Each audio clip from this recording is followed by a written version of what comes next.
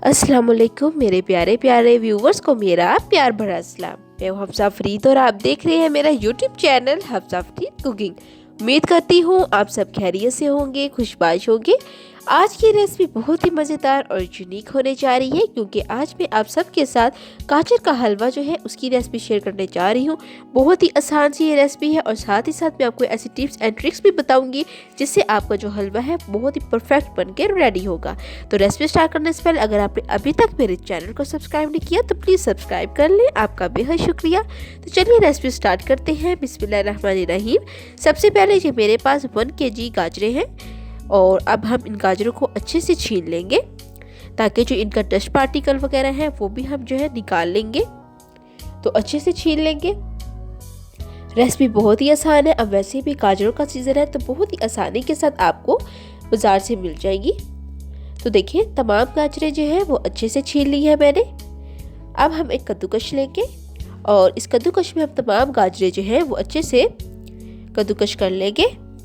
तो देखिए तमाम गाजर जो है वो अच्छे से मैंने कद्दूकश कर ली है। अब हम एक कढ़ाई लेंगे और इस कढ़ाई में जो गाजरें हैं ऐड कर लेंगे। तो बहुत ही डिफरेंट ये रेसिपी है, आप इस रेसिपी को एंड तक देखिएगा, यकीनन आपको बहुत पसंद आएगी। चलिए जी, अब जो है फ्लेम ऑन कर देंगे और अब आपने तकरीबन मीडियम आंच पर इन गाजरों को तब तक कुक करना है जब तक जो इनका अपना पानी है ना वो रिलीज होकर ड्राई ना हो जाए। ये बहुत ही अच्छी टिप्स है, इससे आपके जो हलवा है उसके अंदर बहुत ही मज़े का टेस्ट आएगा, टेस्ट भी इन्हेंस होगा और साथ ही साथ फ्लेवर जो है और जो खुशबू है वो भी इन्हेंस होगी। तो देखें पानी जो है वो तकरीबन खुश्क हो चुका है गाजरों का और वो अच्छे से नरम भी हो गई है। अब इस पॉइंट पर मैं 1 किलो दूध ऐड कर रही हूँ। मलाई वाला दूध है ये। फ्लेम जो है वो अपने मीडियम ही रखना है, स्पैचुला मुसलसल चलाते जाएंगे। और साथ ही मेरे पास 1 किलो मलाई है, तकरीबन 2-3 दिन की मैंने इकट्ठी करके रखी है, ये हम ऐड कर लेंगे। मलाई ऐड करने का फ़ायदा ये होगा कि जो खोया होता है ना बिल्कुल खोए जैसा ये टेस्ट देगा। अक्सर लोग इस पॉइंट पर खोया भी शामिल करते हैं, बट अगर आपके पास नहीं है तो आप ये शामिल कर दें। तो देखिए अब हमने तब तक कुक करना है जब तक ये जो है अच्छे से ड्राई नहीं हो जाता। जो हमने मलाई ऐड की है और जो दूध ऐड की है वो अच्छे से ड्राई नहीं हो जाते, हम तब तक कुक करेंगे। स्पैचुला जो है वो हम मुसलसल हिलाते जाएंगे ताकि जो दूध है वो नीचे से जल ना जाए, लगे ना। अगर लग गया तो बहुत ही अजीब सा टेस्ट आएगा। चले जी, अब इस पॉइंट पर ना मैं ऐड कर रही हूँ नारियल का बुरादा। ये फ्रेश नारियल है, इसके बहुत ही ज़्यादा फ़वाइद है। अब वैसे भी सर्दियाँ आ गई हैं तो अगर आपको पट्ठों का दर्द है, जोड़ों का दर्द है, फ्लू है, नज़ला ज़ुकाम है तो ये बहुत ही अच्छा टॉनिक है। कमर पे दर्द अगर रहती है तब भी जो नारियल है इसका इस्तेमाल बेहद मुफीद रहता है।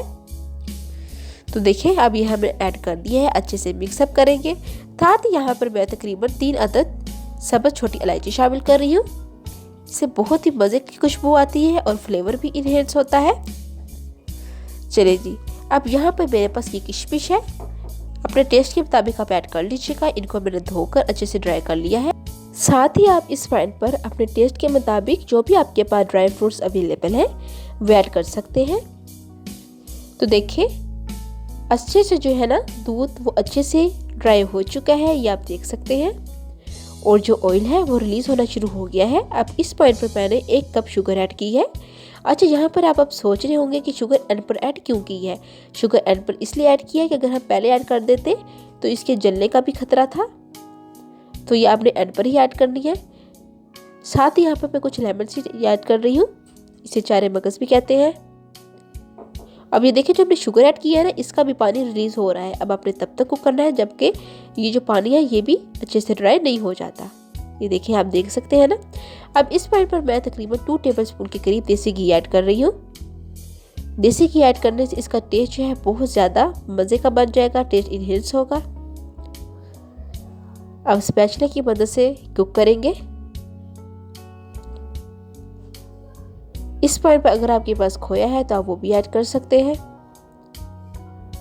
तो देखिए तकरीबन जो पानी है वो ड्राई हो गया है, ये आपको बबल्स नज़र आ रहे होंगे।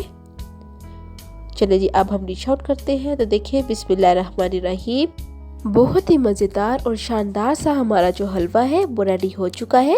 और आपने देखा कितनी ही आसान तरकीब थी, ज़्यादा हमें मेहनत करने की भी ज़रूरत नहीं हुई।